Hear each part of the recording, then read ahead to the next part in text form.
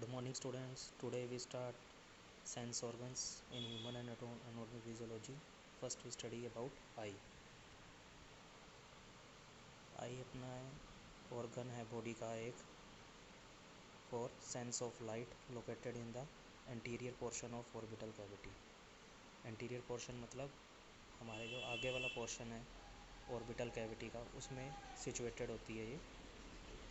Space between eye and orbital cavity is occupied by adipose tissue.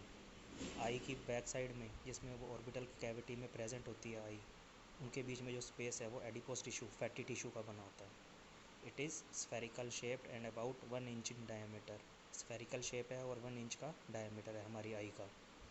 I is simple single binocular vision. Binocular vision बनाती है, मतलब double image बनाती है retina पे, तो ताकि इमेज हमारी क्लियर हो. बाइनोकुलर विज़न कहते हैं उसे. आई कंसिस्ट ऑफ 3 लेयर्स. 3 लेयर्स होती हैं आई की, outer, middle and inner. Outer layer fibrous होती है, मिडल होती है वस्कुलर, जिसमें ब्लड की वेसल्स प्रेजेंट होती हैं, और इनर लेयर होती है नर्वस टिश्यू. तो जो नर्वस टिश्यू हमारी जो नर्व्स हैं जो कंट्रोल करती हैं आई की हमारी मूवमेंट को, विज़न को, वो जो नर्वस टिश्यू होता है वो होता है इनर लेयर. रेटिना होती है जिसके अंदर फाइब्रस टिश्यू बनी होती है कॉर्निया और स्क्लेरा की, और वस्कुलर टिश्यू बनी होती है कोरॉइड, सिलियरी बॉडी आइरिस की, जिसमें ब्लड वेसल्स प्रेजेंट होती हैं. ये इसके पार्ट्स हैं आई के. अब हम स्ट्रक्चर देखेंगे आई की. आउटर लेयर इसमें दिखा रखी है कॉर्निया, ठीक है, और मिडल लेयर वस्कुलर लेयर में क्या आ जाता है, आइरिस और सिलियरी बॉडी, और इनर मोस्ट लेयर है ये जो मैक्यूला और फोबिया ये दिखा रहा है ना, ये रेटिना है. ये रेटिना के पार्ट हैं. ये पूरा रेटिना है यहाँ से लेके यहाँ तक टोटल. बैक साइड में जो मैक्यूला ओविया से लेके यहाँ पे लिखा हुआ जो रेटिना तक, यहाँ भी ये पूरा रेटिना है जहाँ पे इमेज बनती है लास्ट में, उसको इनर लेयर कहते हैं, नर्वस टिश्यू की बनी होती है. तो ये लैक्राइमल ग्लैंड. अब पार्ट्स हैं अलग अलग इसके अंदर. अपने आई में क्या क्या है. Lacrimal gland secrete सेलाइन fluid that keep I clean and moist. सेलाइन fluid है ये, जो कि आइज़ को क्लीन करता है और मॉइस्ट रखता है. कभी कभार पानी निकलता है ना हमारी आइज़ में, वो ये सेलाइन फ्लूइड ही होता है.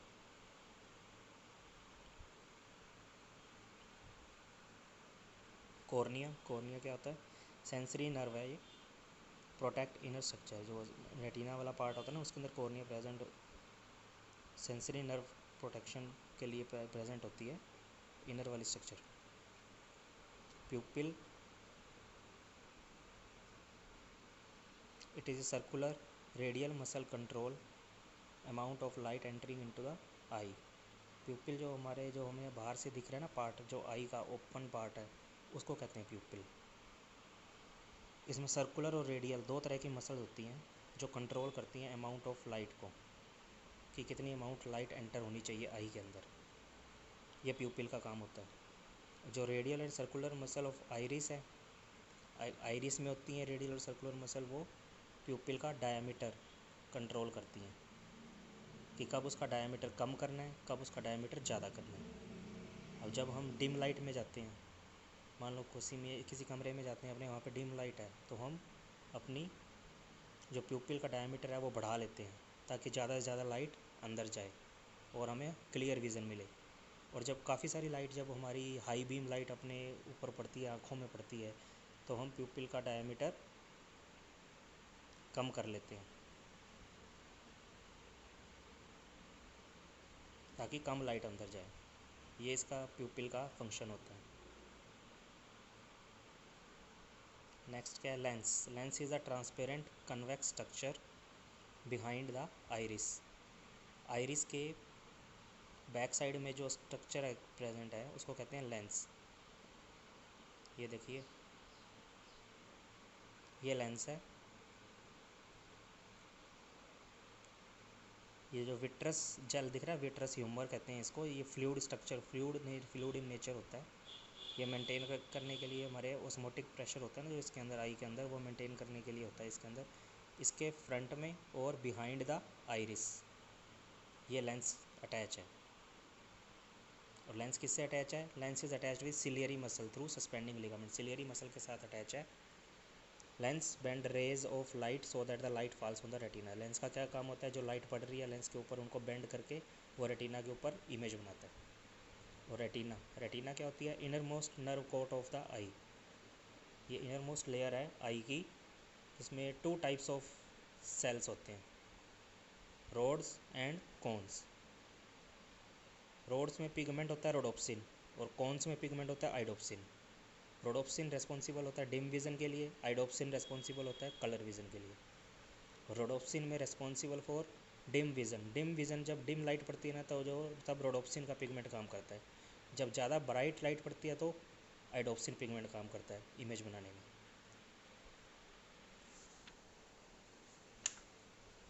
और नर्व्स कौन सी प्रेजेंट है, 2 क्रेनियल नर्व्स हैं जो कंट्रोल करती हैं आई को। एक तो क्रेनियल नर्व, क्रेनियल नर्व का मतलब जो हमारे ब्रेन से नर्व्स निकल रही हैं जो कंट्रोल कर रही हैं आई की मूवमेंट को भी और बाकी अदर फंक्शन को भी, इमेज फॉर्मेशन वगैरह को भी।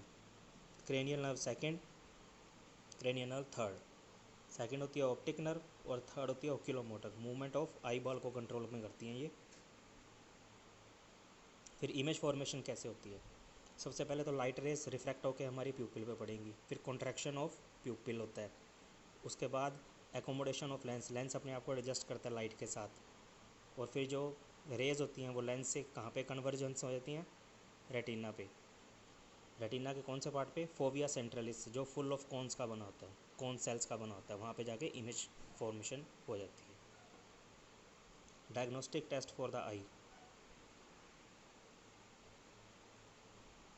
कौन कौन से अपने डायग्नोस्टिक टेस्ट हैं जिससे अपने आई की कोई भी डिजीज़ हो वो अपने आइडेंटिफाई कर सकते हैं।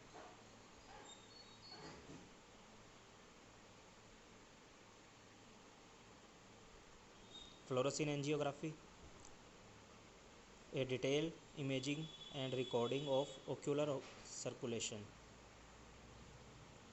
ये एक डिटेल इमेजिंग है आई की, ओक्यूलर सर्कुलेशन मतलब ब्लड सर्कुलेशन को देखने के लिए। By the administration of dye, dye को एडमिनिस्टर करते हैं सबसे पहले बाय इंजेक्शन आई में। और फिर डिटेल्ड इमेजिंग देखते हैं फ्लोरोसिन एंजियोग्राफी से ब्लड सर्कुलेशन की, कि कहीं क्लॉट वगैरह तो नहीं है आई में। Computer tomography, test perform to examine bony structure around the eye. जो बोनी स्ट्रक्चर ऑर्बिटल है, जो आई ऑर्बिटल है, बोनी स्ट्रक्चर है जिसके अंदर आई प्रेजेंट है हमारी, उसके ऊपर जो टेस्ट परफॉर्म करते हैं ना बोनी स्ट्रक्चर के ऊपर, उसमें कुछ इन्फेक्शन या फिर फ्रैक्चर तो नहीं है, उसके लिए कंप्यूटर टोमोग्राफी यूज़ करते हैं। A beam of x ray scans the skull and orbit of the eye. ये एक्सरे स्कैंस के भी करते हैं और स्कल और ऑर्बिट ऑफ आई के अंदर कोई भी डिफेक्ट है उसको जानने के लिए। Slit test, a slit lamp allows examination of anterior ocular structure under microscope. और tonometry, tonometry use to check the intraocular tension. Intraocular जो प्रेशर है हमारा, जो विट्रस फ्लूइड है इसके अंदर आई के अंदर, उसको चेक करने के लिए अपने टोनोमेट्री यूज़ करते हैं। कई बार ये इंट्राओक्यूलर प्रेशर कम हो जाता है, कई बार ज़्यादा हो जाता है। जब ज़्यादा हो जाता है तो उसको डिजीज़ को कहते हैं ग्लूकोमा, तो वो मेज़र करने के लिए अपने टोनोमेट्री यूज़ करते हैं टेस्ट। अब डिसऑर्डर्स क्या हैं आई के, सबसे पहले है रिफ्रैक्शन के डिसऑर्डर्स, मायोपिया, हाइपरमेट्रोपिया और एस्टिग्मेटिज्म। मायोपिया, मायोपिया में क्या होता है कि जो फार ऑब्जेक्ट्स होते हैं ना वो ब्लड दिखने लग जाते हैं, मतलब दूर के जो ऑब्जेक्ट हैं वो साफ़ नहीं दिखते, पास के जो ऑब्जेक्ट्स हैं वो सही दिखते हैं, उसको कहते हैं मायोपिया। मतलब फार के ऑब्जेक्ट्स ब्लर, पास के सही दिखते हैं। ये कैसे करेक्ट कर सकते हैं आपने, बाई कन्वेक्टिव लेंस के लिए, बाई कन्वेव लेंस लगा के। हाइपरमेट्रोपिया में क्या होता है, नियर ऑब्जेक्ट्स जो ब्लर्ड होते हैं ना वो होते हैं।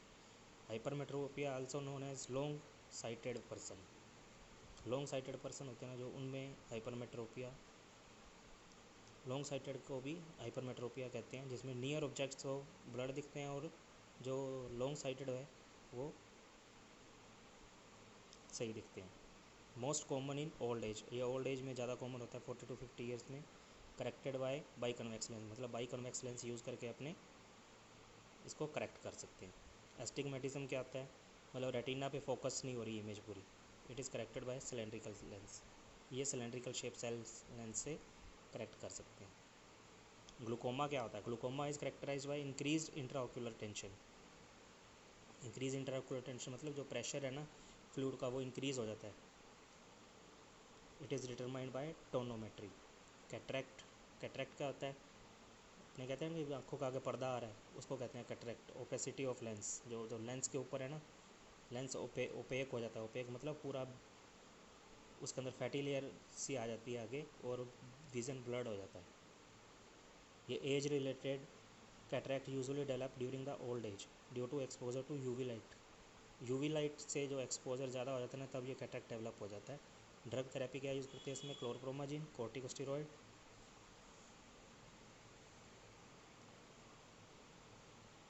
और ये डायबिटीज़ से भी हो जाता है कैटरेक्ट। कंजक्टिवाइटिस, पिंक और red eye due to inflammation. अगर आई रेड है और पिंक है due to inflammation, allergy and infection, उसको कहते हैं कंजक्टिवाइटिस।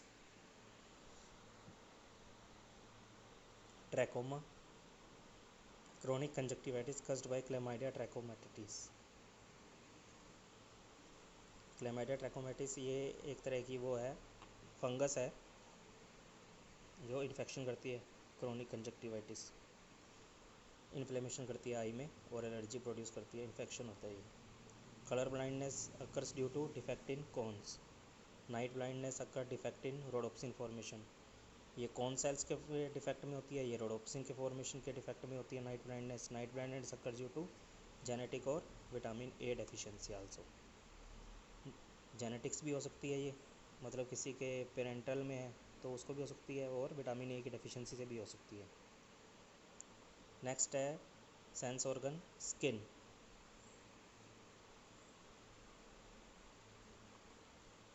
ये स्किन की स्ट्रक्चर है। सबसे पहले आती है एपिडर्मिस, फिर आती है डर्मिस, फिर आती है सबक्यूटेनियस टिश्यू। एपिडर्मिस होती है जब अपर लेयर होती है, स्ट्रेटम कॉर्नियम की बनी होती है। तो कई सारी लेयर्स और भी होती हैं इसके अंदर। इसमें हेयर शाफ्ट प्रेजेंट होता है सबसे ऊपर, हेयर और स्वेट ग्लैंड्स निकल रहे होते हैं इसमें से। और नेक्स्ट है डर्मिस। डर्मिस सबसे ज़्यादा लंबी लेयर होती है स्किन की, जिसमें सिबेशियस ग्लैंड भी होते हैं, स्वेट ग्लैंड्स भी होते हैं। और फिर आती है सबक्यूटेनियस टिश्यू, फैटी टिश्यू होता है जिसके अंदर। अब सबसे पहले आती है एपिडर्मिस। एपिडर्मिस की कौन कौन सी लेयर्स हैं? Stratum corneum, stratum lucidum, stratum granulosum and germinative layer. Stratum corneum क्या होती है? Stratum stratified keratinised squamous epithelial cell से बनी होती है। केराटिनाइज्ड क्यों होती है ये? क्योंकि यहाँ से हेयर शाफ्ट निकल रहे होते हैं और उसके अंदर हेयर किससे बने होते हैं? केराटिन प्रोटीन होता है इसके अंदर, इसलिए इसके केराटिनाइज्ड स्क्वैमस एपिथेलियल सेल्स होते हैं। Stratum lucidum, stratum granulosum. Germinative layer, melanocytes are present that synthesize melanin pigment. melanocytes are present that synthesize melanin pigment. melanin pigment ये बनता है जर्मिनेटिव लेयर में, एपिडर्मिस से निकलता है। मेलानिन रिस्पॉन्सिबल होता है स्किन कलर के लिए, क्या कलर है हमारी स्किन का उसके लिए रिस्पॉन्सिबल होता है। और dermis elastic layer formed of connective tissue. It consist blood vessel, lymph vessel, sweat gland, sensory ending etcetera. Function क्या है स्क्रीन के? प्रोटेक्शन प्रोवाइड करती है, एनवायरमेंटल प्रोटेक्शन, किसी केमिकल से प्रोटेक्शन, अपने ऑर्गन्स का, इनर ऑर्गन्स का, फिजिकल एंड माइक्रोबायोलॉजिकल एंट्रेंस के लिए प्रोटेक्शन प्रोवाइड करती है।